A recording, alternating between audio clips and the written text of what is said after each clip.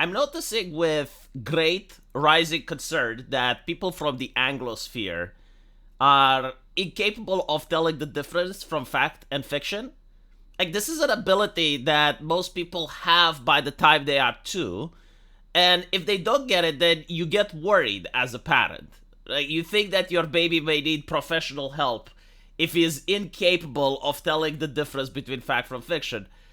And it's almost always people from the Anglosphere. And unfortunately, they are spreading the mental illness to other people around the world, because I saw an Eastern European claiming the same bullshit, and I had to talk to them and say, like, well, do you actually believe it? And upon further inspection, he wasn't believing it, but he was starting to. And this is because he was hanging around with too many people from the Anglosphere.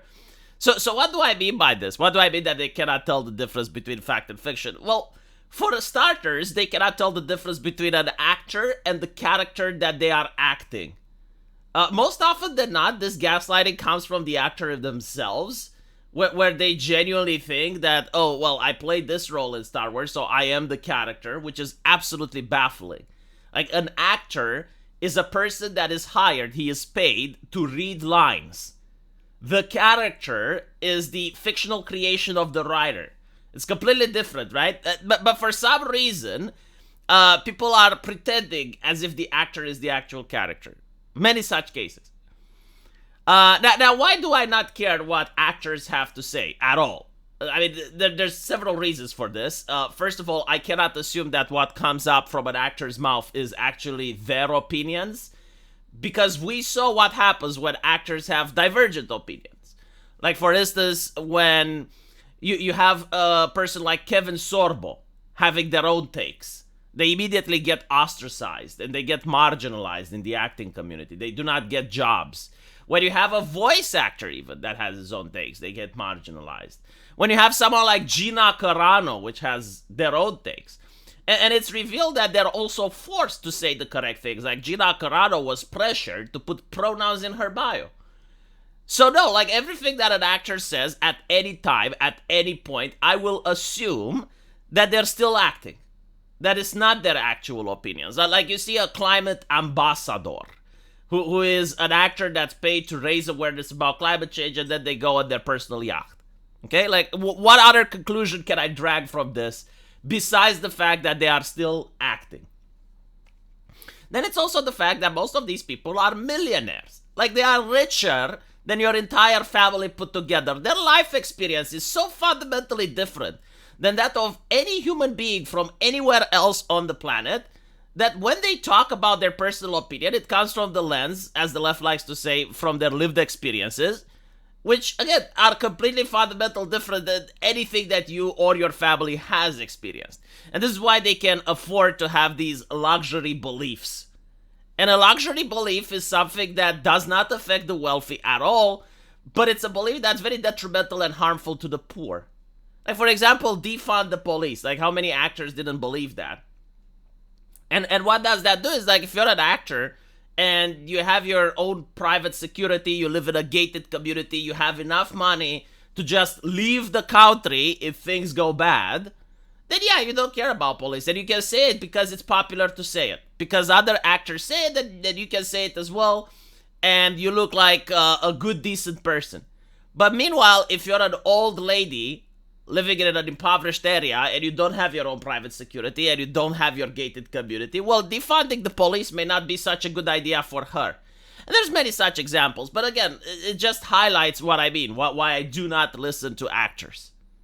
And then they also surround themselves by like-minded people, right? Which is going to influence how a person believes. So anyway, let me check to see if my media literacy is up to par. Let me see if I understood Star Trek good enough, because apparently Elon Musk was tweeting that he wants to make Starfleet Academy real, and Robert Picardo is suggesting that, no, like, Star Wars needs to benefit from that rich, vibrant American diversity, the inclusivity, the equity. Like, unless Starfleet doesn't have censorship, unless Starfleet doesn't have pronouns on people's bios, unless they don't hire Robin DiAngelo to lecture Picard on why he is a racist, colonizing piece of shit, then you can't have Starfleet.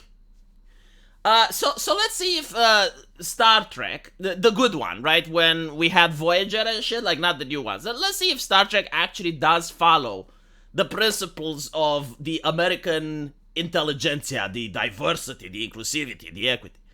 Like, first of all, most ships in Star Trek do not have much diversity. The Vulcan ships, they have Vulcans. The human ships, they have humans. The Klingon ships, they have Klingons.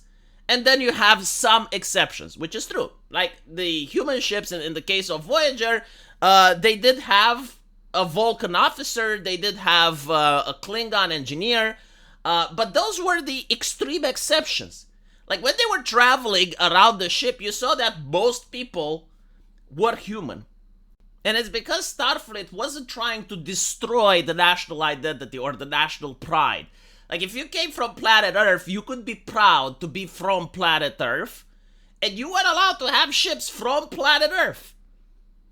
Like, yeah, you're part of this great union, and of course they would collaborate, and many times the Enterprise would side with other Klingon ships in order to fight off the Romulans, but at the end of the day, no, they were still from planet Earth. And in order to get on a Star Federation vessel, you had to finish Starfleet Academy, which wasn't inclusive at all. It was one of the most exclusive institutions, which guaranteed that only the best and brightest from the entire planet get to serve on a spaceship. So the training regimental was very difficult, and it was kind of like Harvard on steroids, back when Harvard was actually good and it didn't do plagiarism. So it wasn't at all inclusive. It was extremely exclusive to make sure that only the best and brightest get to finish. And even after you finished Starfleet Academy, you could still get kicked out if you did something bad in space. If you disobeyed orders, if you acted in a way that doesn't represent Starfleet, and so on and so forth. Right? So, no, I would not say that Starfleet benefited from diversity and inclusion. I haven't seen people in Starfleet making the argument like we should let the Borg in. Just let the Borg in because they're like everyone else. Just let them assimilate. Just give them positions. We need to have quotas. We need to have like 15% Klingon, and we need to have like at least 10% Vulcan representation on our ships. And then the idea that everyone is like a human resource. It's like everything is like an interchangeable cog. Yeah, we don't see that in Star Trek. When they find a planet that hasn't discovered warp travel yet, they leave it the fuck alone. They're not like, oh, let's take them in. Let's open borders with this planet. Let's like, start importing them all the way back to Earth so that they can benefit from our lifestyle. And we can open some companies on their planet and we can take advantage of them economically and we can brain drain their planet. Yeah, that's not how Starfleet operated. They were like, no, build a wall. Oh, they haven't discovered warp travel yet? Yeah, like build a wall. Just don't contact them, don't talk to them. Wait until they can reach the level of civilization required for us to engage with them. So again, when you see an actor that apparently should understand this universe and is saying like all of this hogwash nonsense, this is why I flat out dismiss it. It's absolutely laughable. Media literacy equals zero. It's like, oh, well, Star Trek was leftist, so therefore it's modern day leftism. It's like the subversion of the left. Because honestly, like what woke ideology did, they completely subverted left-leaning thought. Like the left used to be about caring for the poor, caring for the impoverished, caring for the marginalized. At least in theory, they pretended to. Now the left is sponsored by all mega corporation, by all the rich people, like we see here, like rich Hollywood actors are sponsoring it. It's the ideology where you should care for the wealthy. Like, never in human history was it that, oh, you need to be compassionate and care so much for people that are far wealthier than you. Like, for instance, you have this actor that's a millionaire, but he's getting bad words on Twitter. So some people are criticizing them on Twitter. Isn't it harmful? Isn't it bad what society has become? Look at Meghan Markle. She's literally royalty, but she's suffering. She's a human being. She needs your compassion. Now, I'm not saying you should hate the rich, by the way, which is what the left used to be. It used to be like, eat the rich. I'm not saying that's good. But I'm not saying that, okay, when there are so many things happening on Earth, your compassion, which is finite, by the way, like no one is capable of infinite compassion. You're not Jesus Christ or Mother Teresa. So when you have compassion is finite, like, no, we need to care about these actors, and we need to care about these celebrities, and we need to care, right? They have bags of money. They can hire an army of psychologists to help them get through whatever they're going through, right? There are other people who do not have those resources, and we should care about them instead. But I guess, that may not be the Starfleet way. I may get another actor contradicting me about my way of thinking. So let me know what you guys think, and as usual, I'll see you in the comment section. Take care.